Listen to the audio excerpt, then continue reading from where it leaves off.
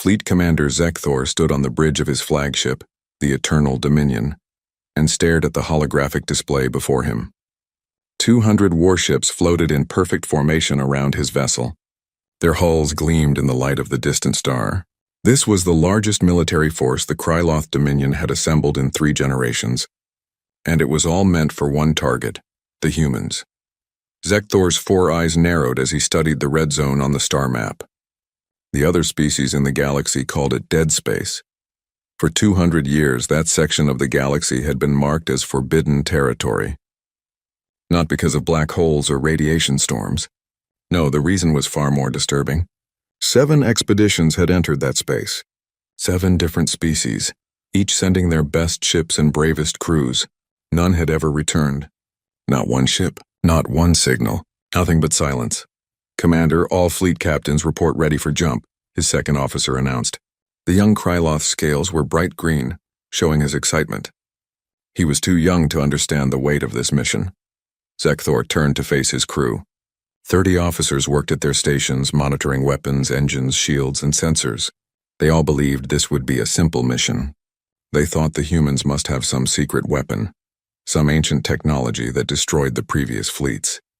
They would find it, neutralize it, and claim the 14 human colony worlds for the Dominion. Easy prey. But Zekthor had read the old reports more carefully than most.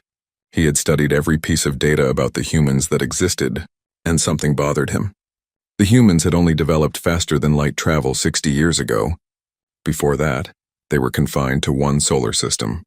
How could such a young species destroy 7 military expeditions from older, more advanced civilizations? "Sir, permission to speak?" asked Officer Velnash, the intelligence specialist. "Granted. I've reviewed the human colony data again. Their technology is average, their ships are fast but lightly armed.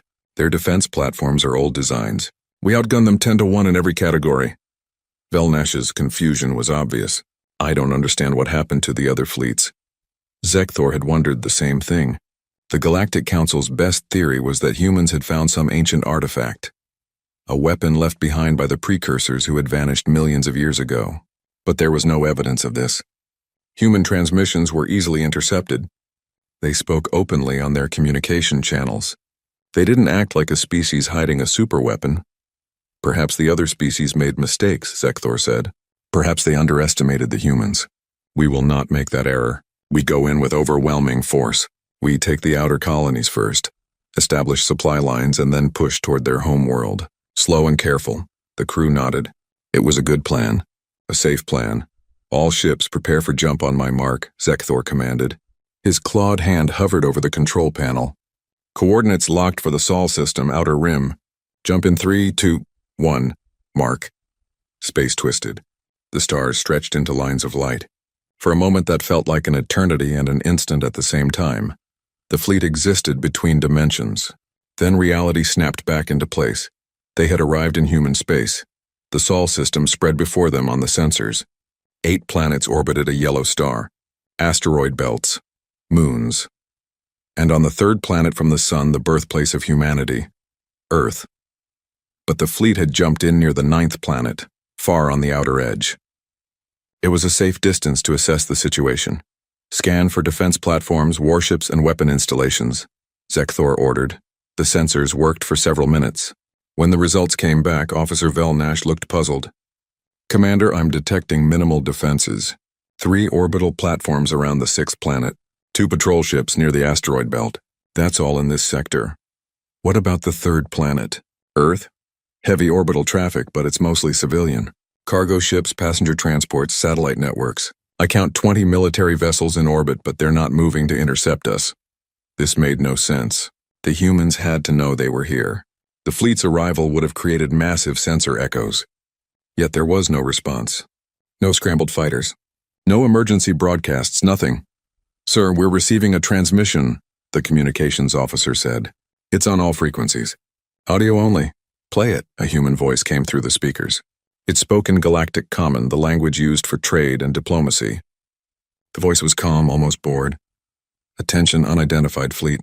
You have entered human space. This is restricted territory. Turn back while you still can.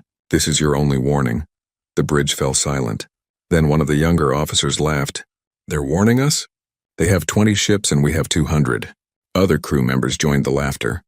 Even Zekthor felt some of the tension leave his shoulders. Maybe this would be simple after all. Maybe the humans were just bluffing.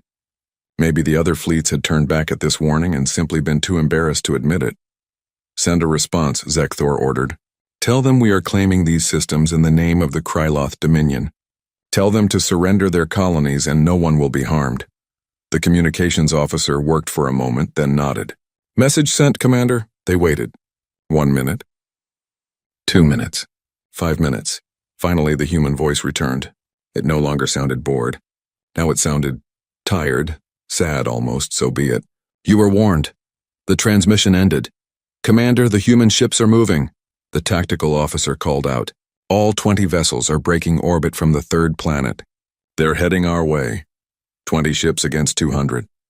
Zekthor shook his head. Are they insane? Do they think they can win? But even as he asked the question, a cold feeling settled in his stomach. He thought of those 7 lost fleets again. They had all been confident too. Battle stations, he commanded. All ships form defensive sphere formation. Target the approaching vessels. Fire on my command only. The fleet moved smoothly into position. Years of training showed in their precision. The Kryloth were warriors. They had conquered 47 worlds. They knew war. The human ships came closer. Sensors identified them. 12 frigates, 5 destroyers, and 3 larger cruisers.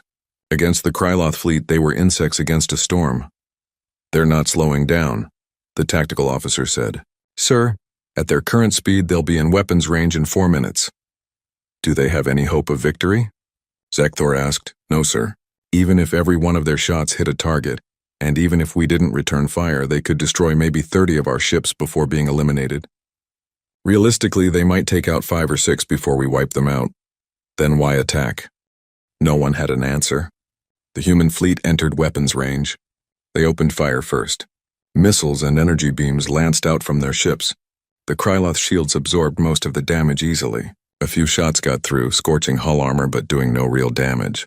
Return fire, Zekthor ordered. Disable their ships if possible. We want prisoners to interrogate. The Kryloth fleet responded. Hundreds of weapons fired at once. Space lit up with energy blasts. The human ships tried to evade, and Zekthor had to admit they were skilled pilots. They dodged and weaved through the weapons fire with impressive speed. But there were too many shots. Too many targeting systems locked onto them. The first human frigate exploded in a ball of fire. Then a second. A destroyer took a direct hit and split in half. Within 3 minutes, half the human fleet was destroyed. Sir, the remaining human ships are still attacking, the tactical officer said. They're not retreating. What? They've taken severe damage. Their shields are down, but they're still coming at us. They're still firing.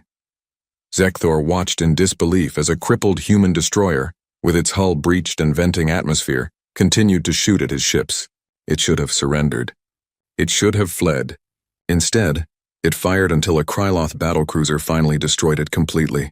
Within 5 minutes, all 20 human ships were gone. The Kryloth fleet had lost nothing. Not one ship destroyed.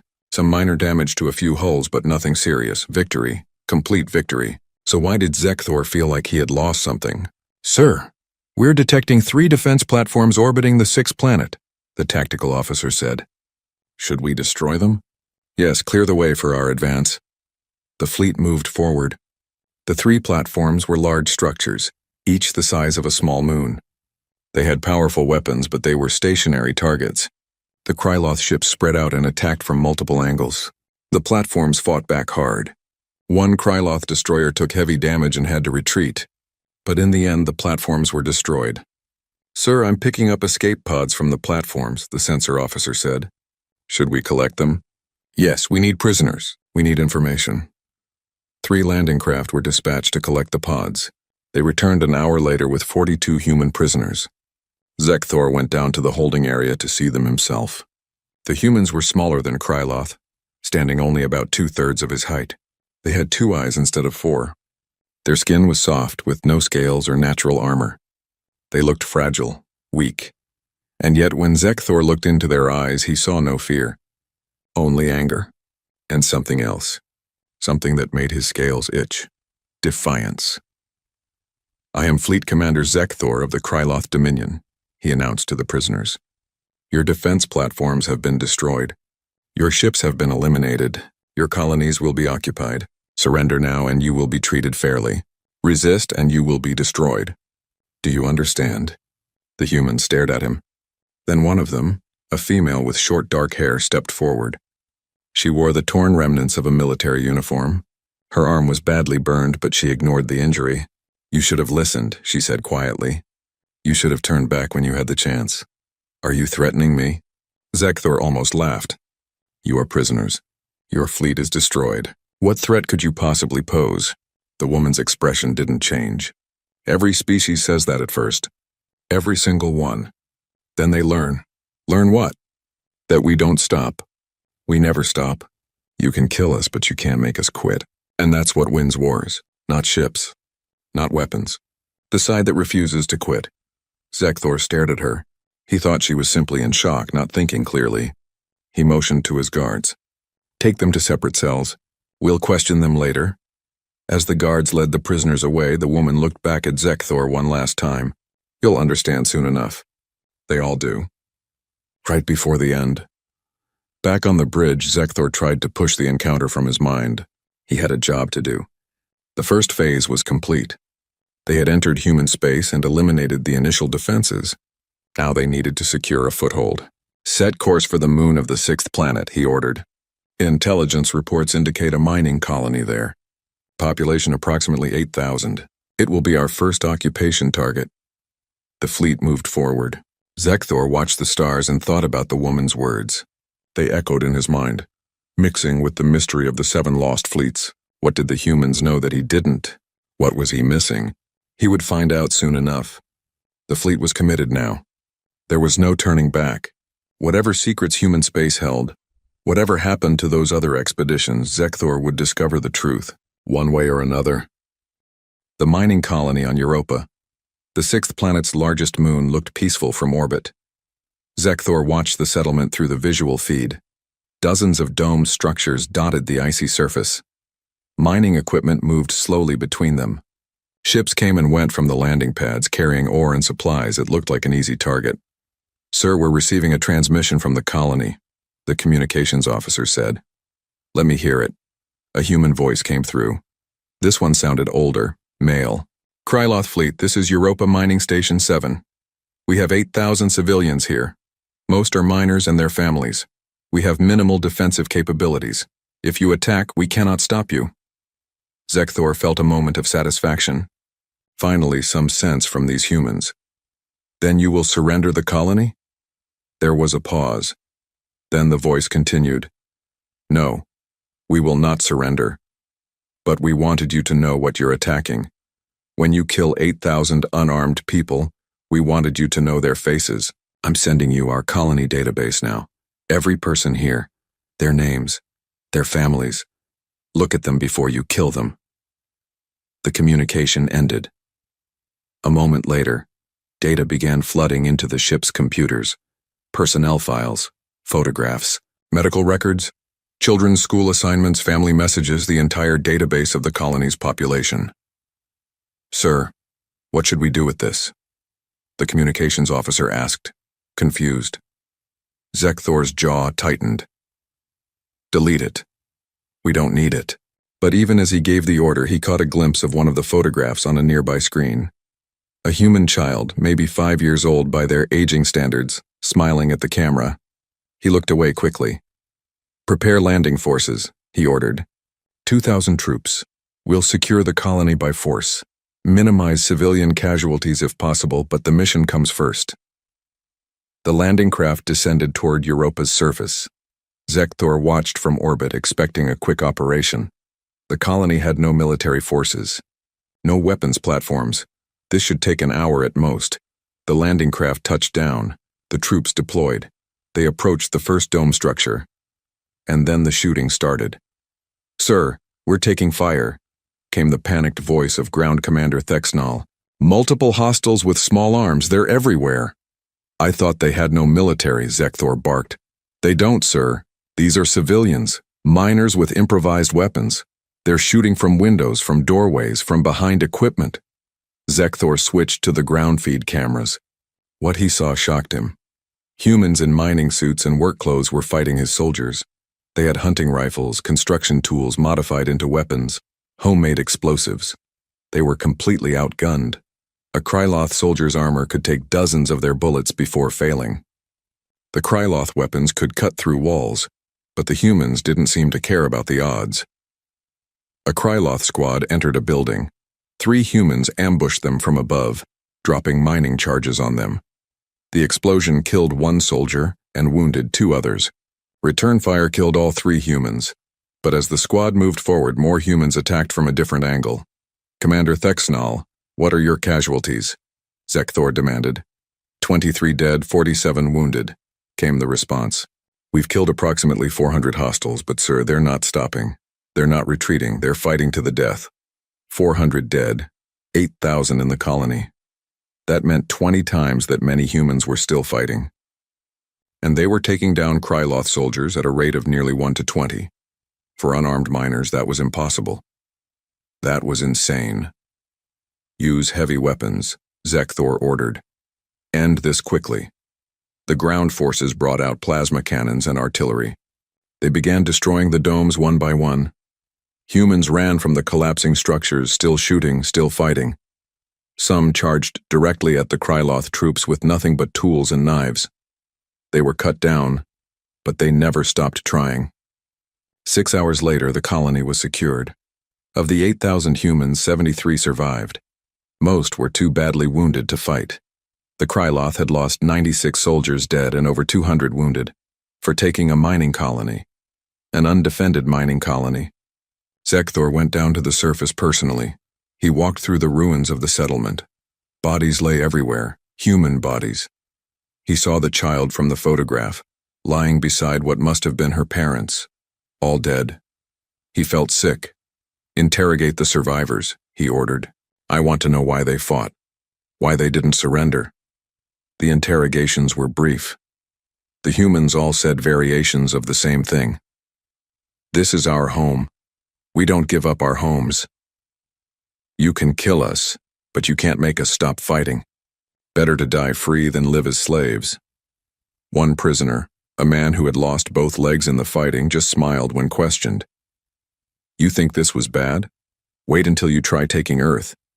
This was just a mining colony. Earth has 12 billion people, and every single one of them will fight you just like we did." Zekthor had the man taken to medical care, though he wasn't sure why. Maybe because the man's words chilled him to his core. The fleet moved on. They secured 2 more colonies over the next week. The pattern repeated. Each time the humans refused to surrender. Each time they fought with everything they had. Farmers used their tractors as weapons. Scientists threw chemicals. Teachers shot from schools. Old people set traps. Young people made bombs. Nobody surrendered until they were dead or too broken to fight. The Kryloth fleet had now lost 400 soldiers. They had killed over 30,000 humans. But instead of feeling like conquerors, they felt like they were losing. Each victory cost too much. Each battle took too long, and there were still 11 human colonies left, plus Earth itself. "Sir, we should request reinforcements," Officer Velnash said during a strategy meeting. "Our casualties are too high." "Reinforcements?" Zekthor looked at his intelligence officer. "We have 200 warships against a species that barely has a space navy. We should not need reinforcements." "But sir, the humans fight differently than anyone we've faced before. They don't care about tactical retreat. They don't surrender when outmatched. They just keep fighting until they're all dead. Our soldiers are starting to, well, they're starting to fear the next battle." Zekthor slammed his fist on the table. "Fear? They fear an enemy we're defeating? It's not about winning or losing, sir. It's about the cost." Velnash pulled up casualty reports. "At the last colony, we lost 30 soldiers taking a hospital. A hospital, sir. The doctors and nurses fought us with surgical tools and IV poles. One of our sergeants was killed by a human female who used a crutch as a weapon. She was missing a leg. She should have been helpless. Instead, she killed him." Silence fell over the room. Zekthor understood now. It wasn't that the humans were winning. It was that they refused to lose. There was a difference. A terrifying difference. What about space combat, he asked. We destroyed their orbital fleet. Surely they don't have many ships left. That's the problem, sir. Velnash brought up new sensor data. They do have ships left, lots of them. We're detecting hundreds of vessels moving in from the outer colonies. But here's what's strange. They're not military ships. They're civilian vessels, cargo haulers, passenger liners, mining ships, even colony transports. And somehow, they've all been armed. Armed? How? We don't know. They've welded cannons to cargo hulls. They've mounted missile racks on passenger decks. One ship appears to be a converted cruise liner with a railgun built from mining equipment. They're using everything they have. Zekthor studied the data. The ships looked ridiculous. They were slow, poorly armored. The weapons were clearly makeshift. Any one of his warships could destroy 3 or 4 of them easily. But there were hundreds of them, and they were all heading straight for his fleet. Sir, incoming transmission from the human fleet, the communications officer announced. Put it through. This time, the voice was different. Military, professional, female. Kryloth Fleet, this is Admiral Chen of the Human Defense Force. You've killed 43,000 of our people. You've destroyed 3 of our colonies. You think you're winning? You're not. You're just making us angry. We have destroyed your military, Zekthor responded. We have superior numbers and superior technology. Surrender now and we'll... Let me stop you right there. Admiral Chen's voice was cold. We don't surrender. That's not what we do. You want to know what happened to the other 7 fleets that came here? We can tell you. The Zorvath Empire sent a fleet 80 years ago. We fought them for 11 years. 11 years of constant battle. We lost 2 billion people, but we killed every single one of them. Not one ship escaped. The Hakhtar Collective came 60 years ago. We fought them for 7 years. 1.3 billion dead on our side. Their entire fleet destroyed on theirs. Should I continue? Zekthor felt his blood turn cold. You're lying. No species would accept those losses. Check your historical records, Admiral Chen said. Or ask the Galactic Council. Ask them why they declared our space off limits. It wasn't because we have superweapons. It was because we're willing to pay the price for victory. Any price. All prices. You can't win, Zekthor said, but his voice sounded weak even to himself. We outnumber you. So did the others. Here's what you don't understand about humans, Commander. We've been fighting each other for our entire history. We've had wars that killed tens of millions. We've invented thousands of ways to kill. And we've learned one thing. The side that quits, loses. We don't quit. Ever.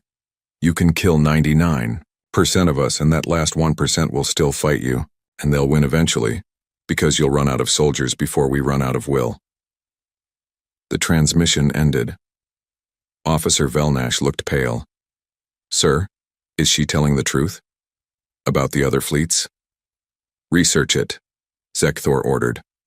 I want historical data, now. It took 2 hours, but Velnash returned with reports.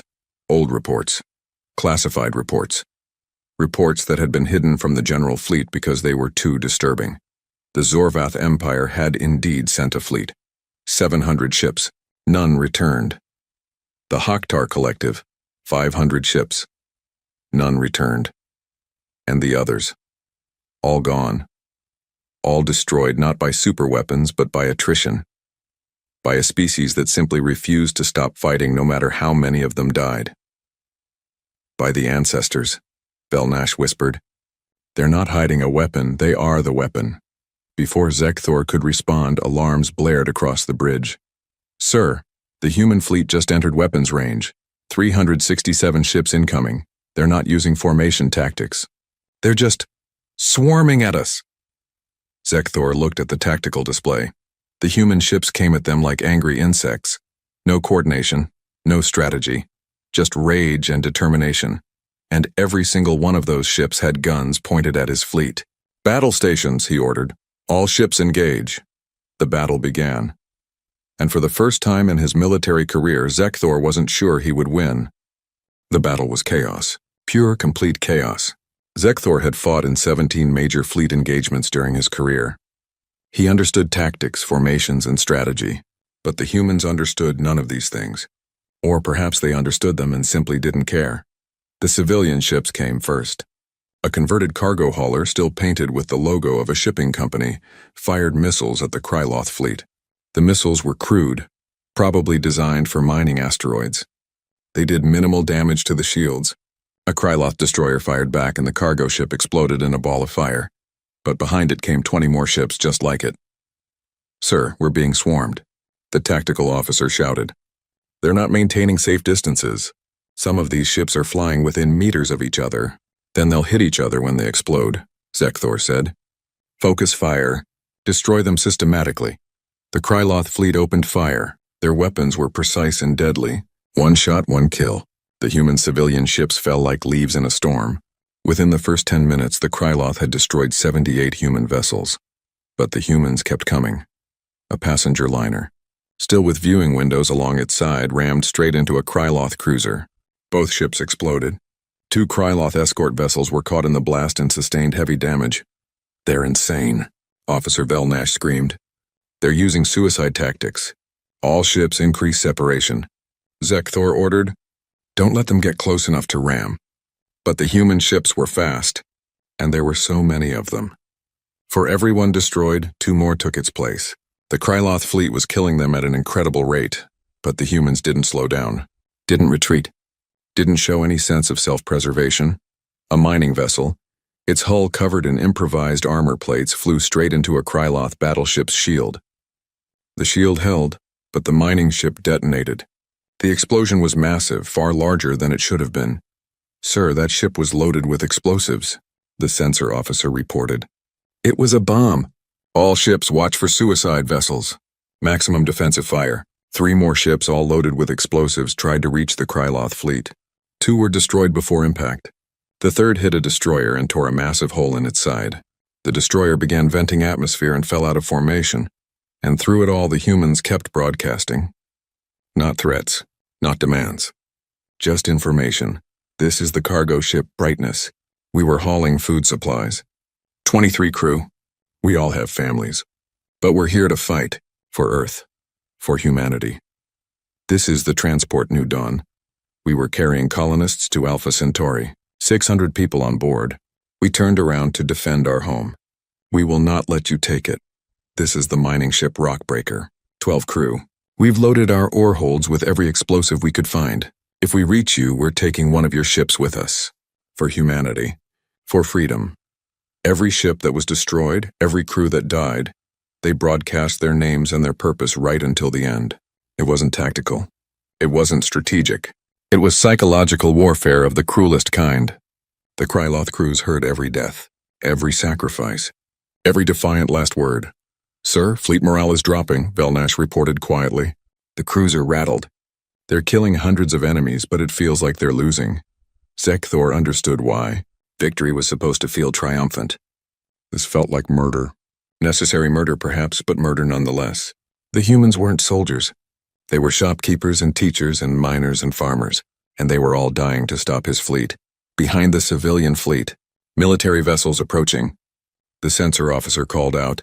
The real human defense force arrived. These were proper warships, sleek destroyers and heavy cruisers. Their weapons were military grade. Their shields were strong. And unlike the civilian fleet, these crews knew what they were doing. "Finally, a real fight," Zekthor muttered.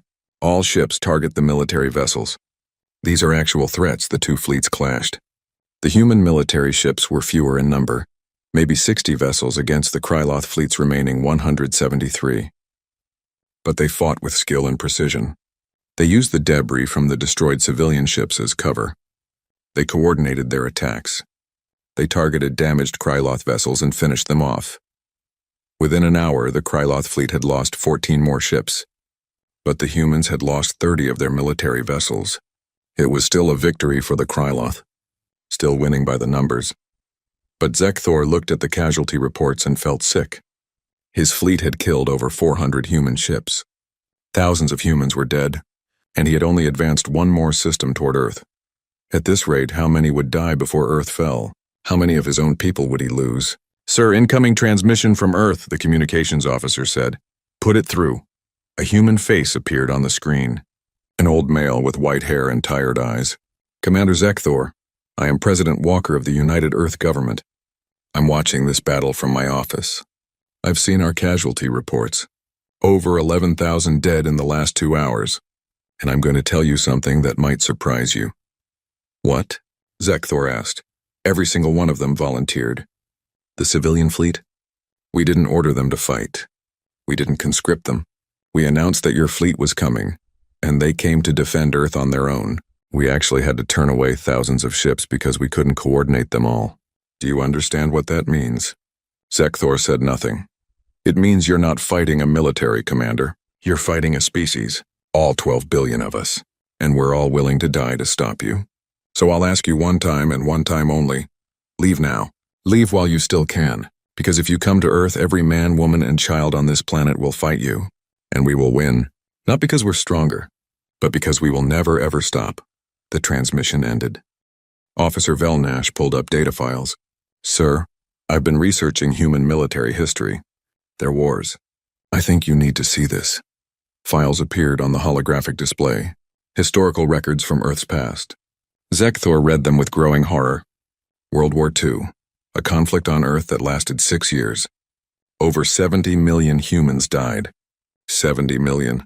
That was more than the total population of 12 Kryloth worlds. And the humans considered it just one war among many. The Siege of Leningrad. A single city held out for nearly 900 days while under attack.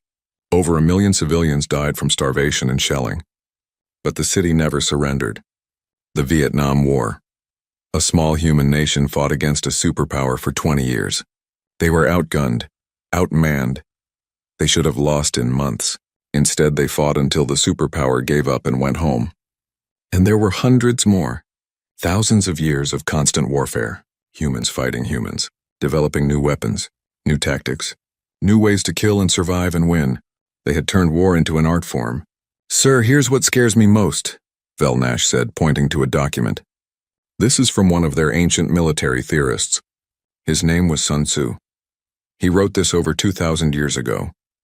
"If you know the enemy and know yourself, you need not fear the result of 100 battles. If you know yourself but not the enemy, for every victory gained you will also suffer a defeat. If you know neither the enemy nor yourself, you will succumb in every battle." "What's your point?" Zekthor asked. "My point, sir, is that humans have been studying warfare for thousands of years. They fought each other so much that they've written books about how to win. Multiple books. Libraries full of them. They have military academies that are older than our entire dominion. War isn't something they do. It's something they are." Zekthor looked back at the battle display. The human fleet was retreating now, pulling back toward inner system. They had lost this engagement. The Kryloth had won, but it didn't feel like a victory. "Casualties?" he asked. 32 ships destroyed, 41 damaged. 15,000 crew dead or wounded. 15,000. In one battle, against an enemy that was supposed to be weak. "Sir, we're receiving distress signals," the communications officer said. "From the colonies we occupied. They're under attack." "Under attack? By whom?" "We destroyed the human military in those systems." "Not by military, sir. By guerrilla forces. The human civilians we left alive, they're attacking our occupation troops." Zekthor pulled up the reports. At the Europa colony, where they had left a garrison of 300 soldiers, the humans were fighting back. The 73 survivors had somehow acquired weapons.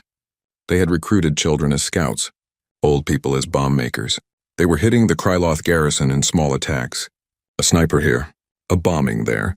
Nothing major, but constant, never ending. The same pattern was repeating at the other 2 occupied colonies. Humans who should have been broken, who should have been defeated, were instead organizing resistance movements. They were learning how to fight, adapting, evolving their tactics.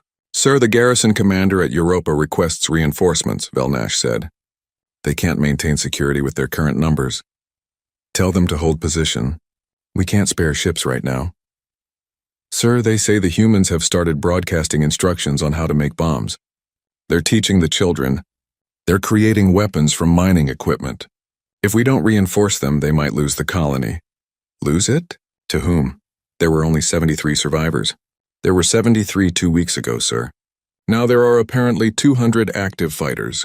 They've been sneaking into the ruins, finding survivors we missed, building an army from the rubble. Zekthor wanted to scream. How was this possible? They had won every battle.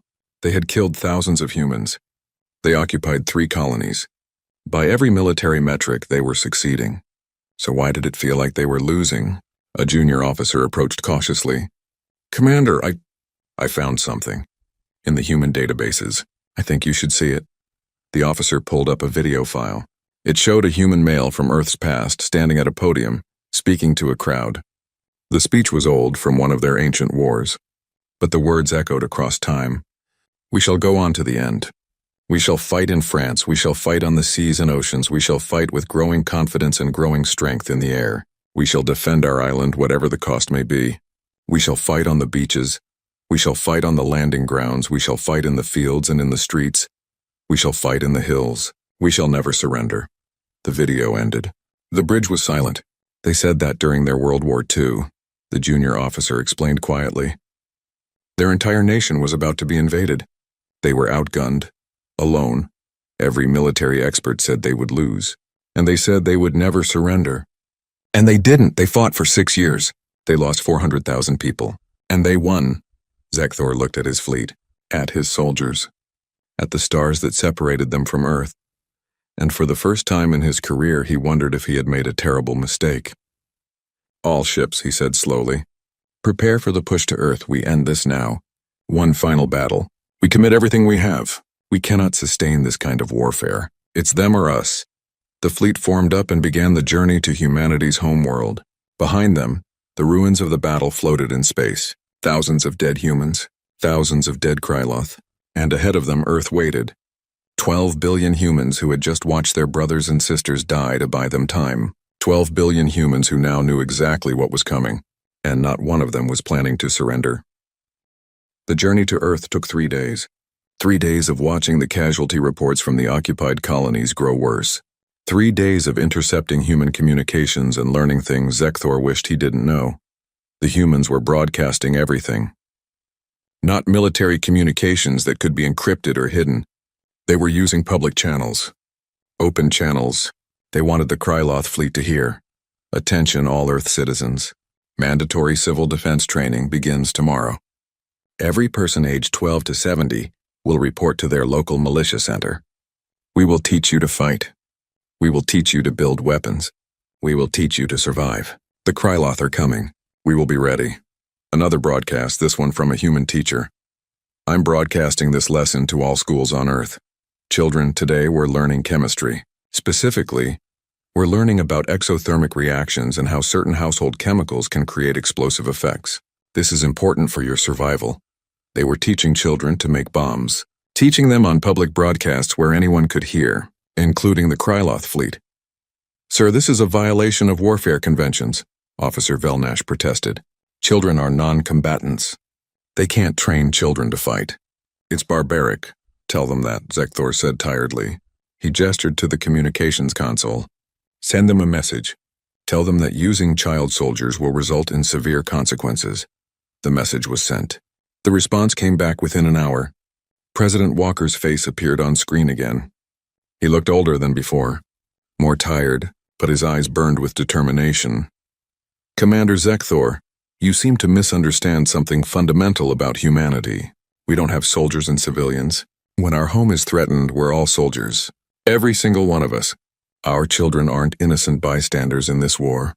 They're the future we're fighting for, and they have just as much right to defend themselves as anyone else. You want us to keep our children safe and innocent? Then turn your fleet around and go home. The transmission ended. Velnash looked ill. Sir, they're going to arm children. They're going to put weapons in the hands of their young. What kind of species does that? A desperate one, Zekthor said. But even as he spoke, he knew that wasn't quite right. The humans didn't seem desperate. They seemed determined. There was a difference.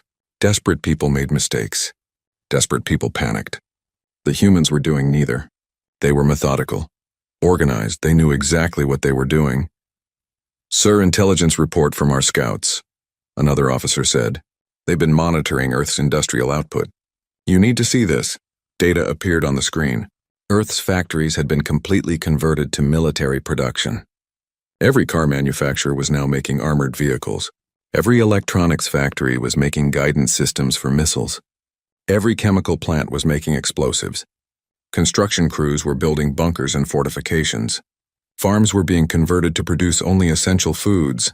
They've militarized their entire economy, the officer explained. In 3 weeks. 3 weeks, sir. That's how long it took them to turn a peaceful civilization into a war machine. How is that possible? Zekthor asked. Economic conversion takes months, years. Not for humans, apparently. I found historical records. During their World War II, they did the same thing. The United States went from a peacetime economy to full war production in less than a year. They built 300,000 aircraft, 12,000 ships, millions of vehicles. In 4 years, their entire society transformed. Zekthor stared at the data. That's impossible. No, sir. It's human. The fleet continued toward Earth, and every day the Kryloth soldiers grew more nervous. It showed in their combat performance. At the occupied colonies, the garrisons were struggling. The human resistance was growing bolder. At Europa, a Kryloth supply convoy was ambushed. 8 soldiers dead. The attackers melted away into the ruins before reinforcements arrived. Security cameras caught images of the attackers. One was a human female who looked to be about 60 years old by their aging standards. She carried a rifle made from mining equipment and wore a jacket covered in pockets filled with homemade grenades. Another attack hit the garrison's food supplies. Poison. 3 dozen soldiers sick. 2 dead. The culprit was caught, a human child who looked to be about 13. When interrogated, the child simply said, "My parents died in the invasion. I wanted revenge." Sir, the garrison commanders are requesting permission to execute the resistance fighters we capture, Velnash said. Denied, Zekthor said immediately. We're not executioners. Sir, with respect, the humans will see it as weakness. They'll keep attacking. Let them. If we start executing prisoners, especially children, we become the monsters they say we are. The Dominion doesn't murder children. But even as he said it, Zekthor knew the humans didn't care about such distinctions. To them, the Kryloth were invaders. Nothing more. Nothing less. And invaders deserve no mercy. 2 days from Earth, the fleet received another broadcast. This one was different. It wasn't from the government. It wasn't from the military. It was from ordinary humans. Thousands of them, all saying the same thing. My name is Sarah Chen. I'm a teacher from Beijing. I have 2 children. If you come to Earth, I will fight you. I will kill as many of you as I can, and I will die free rather than live as your prisoner. My name is Marcus Johnson. I'm a farmer from Iowa. I've never held a gun before 3 weeks ago. Now I can strip and clean a rifle in under a minute. Come to my farm. I dare you. My name is Elena Rodriguez. I'm a doctor. I've taken an oath to save lives, but I will break that oath to defend my home. I've learned to make poison. I've learned to set traps. Come to my hospital. I'll show you what a doctor can do when you threaten her patients. On and on. Thousands of messages, tens of thousands, all promising the same thing: resistance, death, defiance. Sir, it's psychological warfare, Velnash said. They're trying to break our morale. I know what it is, Zekthor snapped. And it's working. He looked around the bridge. His crew was scared. He could see it in their body language, in the way they avoided eye contact, in the way their hands trembled slightly at their stations. These were trained warriors, veterans of multiple campaigns, and they were frightened of a species they had been defeating in every battle. Sir, perhaps we should reconsider this invasion, Velnash said quietly. We've lost 37% of our fleet. Our occupied colonies are costing us resources we can't afford. And Earth? He gestured to the communications display. Earth is going to be worse. Much worse. We can't turn back now, Zekthor said. The Dominion sent us to conquer human space. If we retreat, we admit defeat. We'll be seen as weak. Other species will question our strength. Better to seem weak than to lose everything, Zekthor wanted to argue. But he couldn't because Velnash was right. This invasion was costing more than anyone had predicted, and they hadn't even reached the real battle yet. Sir, enemy contacts, the sensor officer shouted. Multiple ships emerging from Earth orbit. Hundreds of them. The main screen lit up with tactical data. The human fleet was coming out to meet them. But this wasn't like before. This fleet was massive. Over 1,000 ships. And these weren't converted civilian vessels. These were warships. Real warships. Where did they get so many ships? Zekthor demanded. Sir, our intelligence was wrong, Velnash said, scanning the data frantically. We thought Earth only had a small defense fleet, but they've been building ships in secret. Hidden shipyards, moon bases, asteroid facilities. They've been preparing for this war for decades. Decades. But we've been monitoring their communications for years. They used false signals, sir. Decoys. They let us think they were weak. But they were preparing. They knew someone would invade eventually. They've been ready for years. Zekthor felt his heart sink. They had walked into a trap. Not a tactical trap. A strategic one. The humans had played weak. They had let the Kryloth think they could win. And now, with the fleet deep in human space, far from reinforcements, the truth was revealed. The human fleet wasn't small. It wasn't weak. It was a sledgehammer. And it was coming down on the Kryloth with all the force humanity could muster. All ships, battle formation, Zekthor ordered. Prepare for engagement. But even as he gave the orders, he noticed something. The human fleet wasn't moving into normal battle formation. They were forming something else. Something he didn't recognize. What are they doing? He asked. I don't know, sir, the tactical officer said. That formation doesn't make tactical sense. They're too close together, too vulnerable to area weapons. Then the human fleet attacked, and Zekthor understood. They weren't using standard tactics. They were using human tactics, learned from thousands of years of warfare against themselves. They divided into small groups. They attacked from multiple angles. They coordinated in ways that seemed random, but were actually carefully planned. And they used kamikaze ships, dozens of them. Ships loaded with explosives that rammed into Kryloth vessels before they could be shot down. The battle was chaos. The Kryloth fleet tried to maintain formation, but the humans wouldn't let them. They attacked weak points. They singled out damaged vessels. They used their own destroyed ships as obstacles and cover. Sir, we're being boarded, an officer shouted. Multiple ships report human boarding parties. Boarded? How? They're using small assault craft, fast ones. They're bypassing our shields by flying directly into our hangar bays during the confusion of battle. Zekthor switched to internal security feeds. Human soldiers were fighting their way through his ships. And they were wrong. They moved wrong. They fought wrong. They didn't follow standard breach and clear protocols. They were chaotic, unpredictable, deadly. A squad of Kryloth soldiers set up a defensive position at a corridor intersection. Standard tactics said the humans would have to come through that corridor. So the Kryloth waited. The humans blew a hole through the wall and attacked from the side. Another squad tried to flush out human boarders with gas weapons. The humans had somehow predicted this and were wearing sealed suits. They walked through the gas and shot the Kryloth soldiers before they could reload. Sir, boarding parties on decks 4, 6, and 9 of the flagship, the security chief reported. They're trying to reach the reactor. All security teams converge on engineering. Don't let them reach the core. But even as Zekthor gave the order, he heard the sound of fighting in the corridor outside the bridge. They were already here, already that close.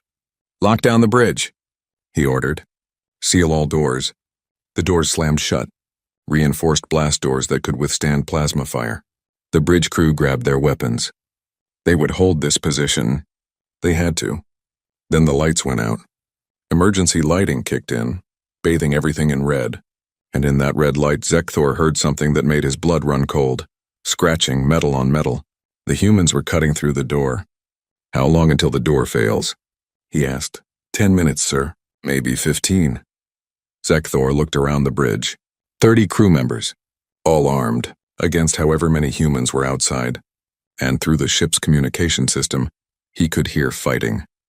His ship was being taken apart from the inside. Sir, we're losing, Velnash said quietly. Multiple ships have gone dark. We can't contact them. We have to assume they've been captured or destroyed. How many ships have we lost? 43 confirmed destroyed. 21 not responding. And we've only been fighting for 2 hours. 2 hours. 63 ships gone, more than a third of his remaining fleet.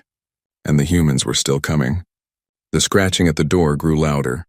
They were almost through. Zekthor made a decision. All ships retreat full burn. Get out of human space now. Sir, we can't abandon the invasion. We already have. We lost this war before it started. We just didn't know it. Now move. The fleet began to retreat, but the humans chased them. Even as the Kryloth ships fled at maximum speed, human vessels pursued. Not to engage, just to follow. To make sure the Kryloth kept running. The scratching stopped. The door slid open. But instead of soldiers, a single human stepped through. A male, young. He held a rifle but didn't point it at Zekthor. You're leaving, the human said. It wasn't a question. Yes? Good. Tell your people what you found here. Tell them what happens when you invade human space. I will, Zekthor said. Then because he had to know how. How did you win? We had better weapons, better ships, better training. The human smiled. It wasn't a happy smile. It was tired.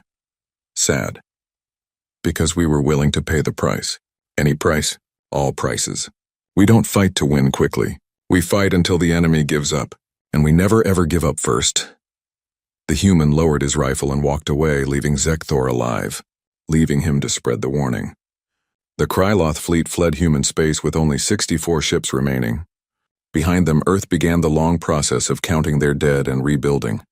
The war had cost them 7 million lives, 7 million people who would never go home. But Earth still stood, and the invaders were running. That made it a victory. The most expensive victory humanity had ever won, but a victory nonetheless. The remains of the Kryloth fleet limped through space. 64 ships out of 200, 32% survival rate, the worst military disaster in Dominion history. And Zekthor commanded what was left. His flagship, the Eternal Dominion, was barely functional. Hull breaches on 6 decks, main weapons offline, half the crew dead or wounded. The ship smelled of burned metal and blood. Both Kryloth blood and human blood. The boarding parties had been eliminated, but not before they had caused catastrophic damage. Sir, the human pursuit ships are breaking off, the sensor officer reported. They're returning to Earth. Finally, Velnash muttered. He looked like he had aged 10 years in the past 3 days. His scales were dull. His eyes were haunted. I thought they would chase us all the way to Dominion space. They wanted to make sure we were really leaving, Zekthor said. He understood now. The humans weren't interested in conquest. They weren't interested in expansion. They just wanted to be left alone. And they were willing to kill anyone who wouldn't respect that wish. Sir, incoming communication from Dominion High Command, the communications officer said. Zekthor straightened his uniform. This would not be a pleasant conversation. Put them through. The face of High Admiral Kexfar appeared on screen. His expression was cold, angry. Commander Zekthor, explain yourself. We sent you to conquer 14 human colonies. Instead, you've retreated with barely a quarter of your fleet. What happened? We underestimated the humans, sir. Underestimated? You had 200 ships against a primitive species. They're not primitive, sir. They're different. We thought they would fight like other species. They don't. They fight like... Zekthor struggled to find the words. Like they have nothing to lose. Like death is preferable to defeat. That's ridiculous. Every species fears death. Not humans, sir. Or if they do fear it, they do it anyway. I watched a human frigate with a crew of 20 attack a battleship with a crew of 3,000. The frigate was destroyed in seconds, but before it died, it transmitted a message. We will not stop. We will never stop. Earth will be free. That's what we're fighting. Not a military. Not a government. A philosophy. High Admiral Kexfar's expression didn't change. You failed, Commander. You had every advantage and you failed. The Dominion cannot accept this. You will return to home space immediately. You will face a military tribunal, and you will likely be executed for this disaster. I understand, sir, but before that happens, I need to brief the Council. I need to tell them what I learned. What the humans are capable of. The Council doesn't want to hear excuses. It's not an excuse, sir. It's a warning. The humans are not like other species. If the Dominion ever tries to invade them again, we will lose. Not might lose. We'll lose. Every ship. Every soldier, everything. High Admiral Kexfar leaned forward. Are you saying the humans are militarily superior to the Dominion? No, sir. I'm saying something worse. I'm saying they don't care about military superiority.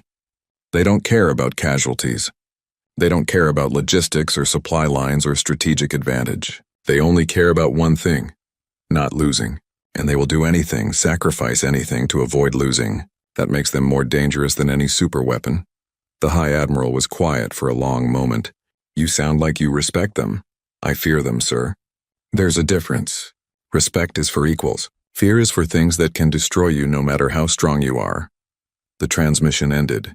Zekthor sat in his command chair and stared at the stars. The fleet would be home in 4 weeks. Then he would face trial. Probably execution. The Dominion didn't tolerate failure, especially failure on this scale, but it didn't matter. He had survived long enough to deliver his warning. That was all that mattered now. Sir, we're receiving another transmission, the communications officer said nervously. It's from human space. From Earth. Let me hear it. The voice was familiar. President Walker. Commander Zekthor, I wanted to speak with you before you returned to your people. Not as enemies, just as survivors of something terrible. Zekthor hesitated. Then, I'm listening. We counted our dead. 7 million people. 12 colonies damaged. Billions in infrastructure destroyed. This was the bloodiest war humanity has fought in 200 years. And I want you to know something. We didn't want it. We gave you every chance to turn back. We warned you repeatedly, but you came anyway. We were following orders. I know, and that's the tragedy of it.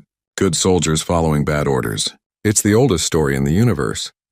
But here's what I need you to understand. Earth will rebuild. We always do. In 20 years, there will be no sign we ever fought this war. We'll have more ships, more weapons, more people, and we'll be stronger than before. Because that's what we do. We adapt, we overcome, we survive. Is that a threat? No, it's a statement of fact. But here's the important part. We don't want to fight you again. We don't want to fight anyone.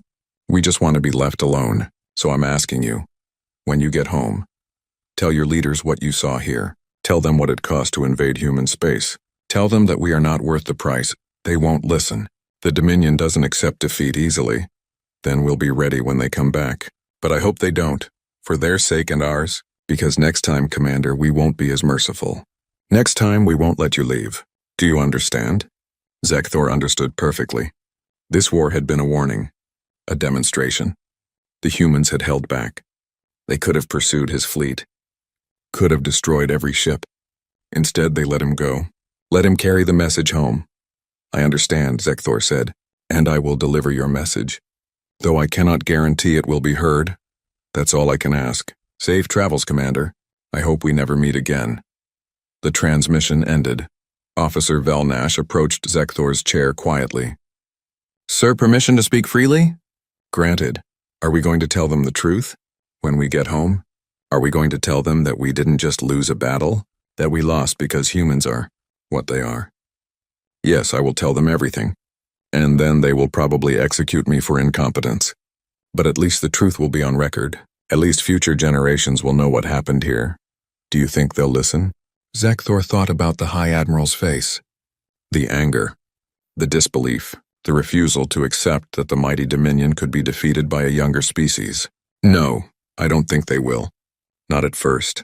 Pride is a powerful thing. But eventually, after enough failures, after enough losses, they'll have to accept it. Humans are not to be conquered. What happened to the other fleets? Velnash asked. The 7 that came before us. Did the humans let them leave too? I don't know. I don't want to know. But I suspect not. I suspect we're the first ones the humans let go. Maybe they learned mercy, or maybe they're just tired of killing.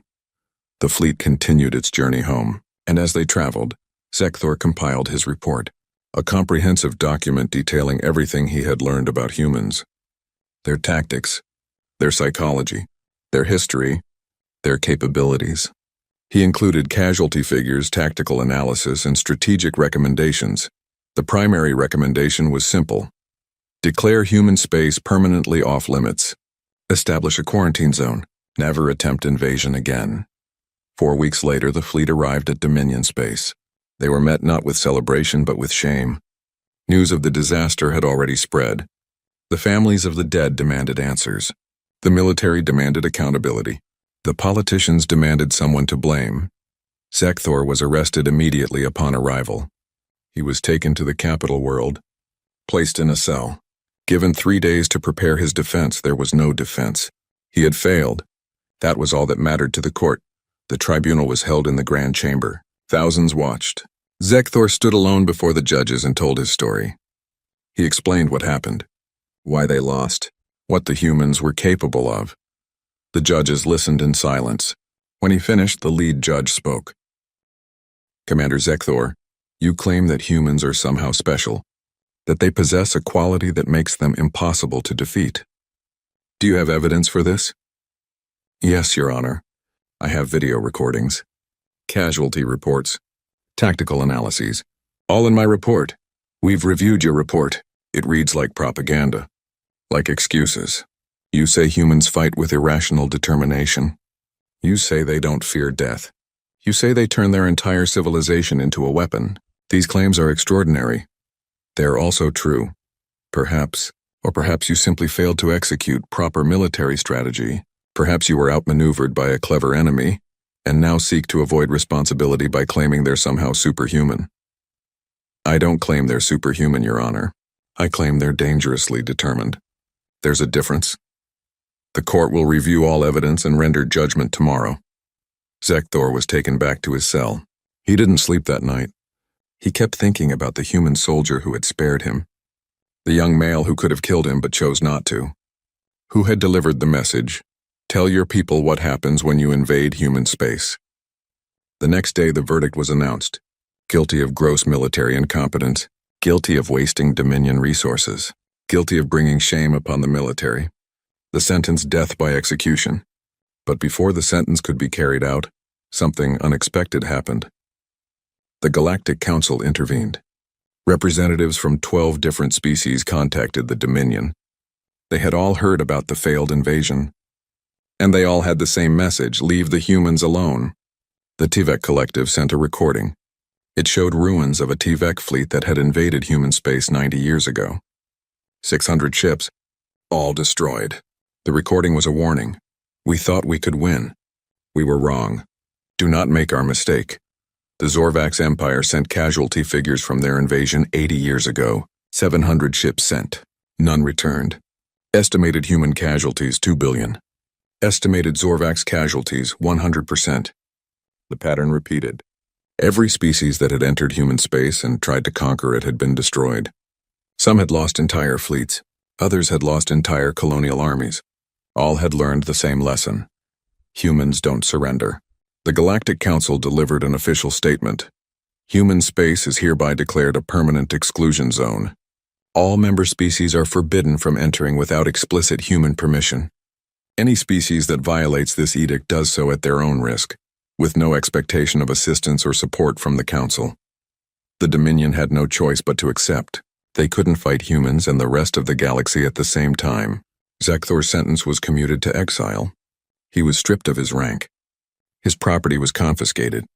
He was sent to a frontier world to live out his days in obscurity. He didn't mind. He was alive. That was more than most of his fleet could say. Years passed. Zekthor lived quietly on his frontier world. He rarely spoke to anyone, but occasionally young officers would visit him. Officers who were curious about the legendary failed invasion, who wanted to hear the story from someone who had been there. Zekthor always told them the same thing. Humans are not special because of what they have. They're special because of what they're willing to give up. They will sacrifice everything for freedom, every resource, every comfort, every life, including their own. That's not something you can fight. That's not something you can defeat. You can only avoid it. Some of the officers listened. Others didn't believe him. Zekthor didn't try to convince them. Time would teach them, just as it had taught him. Meanwhile, at the edge of human space, a new warning beacon activated. It replaced the old one that had been destroyed in the war. The message was updated, stronger, clearer. Warning. You are entering human space. Turn back. This is not a request. This is not a negotiation. This is a statement of fact. 7 fleets have entered this space-seeking conquest. 8 fleets if you count the Kraloth. None succeeded. Most never returned. This is your only warning. Humanity shows no mercy to invaders. Humanity never surrenders. Humanity never stops fighting. If you enter this space with hostile intent, you will die here. Your ships will become debris. Your crews will become statistics, your names will become warnings for others. Turn back while you still can. And beneath the message, in every language known to the galaxy, a simple statement. They came for resources. They came for territory. They came for glory. They left in body bags. Don't be next. The beacon broadcast continuously. A warning. A promise. A statement of fact. And every species in the galaxy heard it. And every species understood. Human space was forbidden. Not because humans were the strongest. Not because they had the best weapons. But because they had something more valuable than strength or technology. They had will. Infinite, unbreakable, indomitable will. And that made them more dangerous than any superweapon ever could be. Back on Earth, President Walker stood at a memorial. 7 million names were carved into a wall of black stone. 7 million people who had died defending their home. She placed a hand on the cold stone and whispered words that only the dead could hear. You did it. You kept Earth free. They came with 200 ships thinking we were weak. They left with 64 ships knowing we're not. The galaxy knows now. They know what happens when you threaten humanity. You can rest now. Your sacrifice won't be forgotten. She turned to her security detail. Let's go. We have a lot of rebuilding to do. As she walked away, she didn't look back. The dead were honored. The war was over. Now came the hard part, peace. But Earth would manage. They always did. Because that's what humans do. They fight when they must. They rebuild when they can. And they never ever give up. That was the lesson the Kryloth learned. That was the lesson written in blood across the stars. That was the reason no one came back from human space. Not because humans killed them all, but because humans taught them a truth more fundamental than any weapon. Some things are worth dying for. Freedom is one of them, and humanity would pay any price to remain free. That was the warning that echoed across the galaxy. That was the story that would be told for generations. That was the answer to the question that had puzzled the galaxy for 200 years. They jumped into human space, and they finally knew why none came back. Because humans don't know how to quit, and in war that's the only victory condition that matters.